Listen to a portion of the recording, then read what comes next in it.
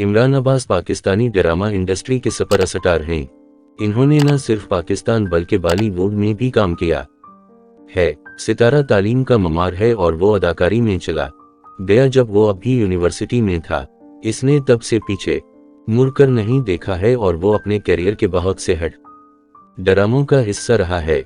इन दिनों जियो के मौका पर इहराम ई जुनून में देखा जाता है, जबकि शायकीन बेताबी से सबा कमर के सामने अपने अगले ड्रामे का इंतजार कर रहे हैं, जिस का उन्वान तमहरे हसीन की नाम है, जो ग्रीन एंटरटेनमेंट पर नशर होगा। इमरान अब्बास पेशा वराना तौर पर एक अच्छा साल गुजार रहे हैं, क्योंकि इनके 2 ड्रामे टेलीविजन पर हैं।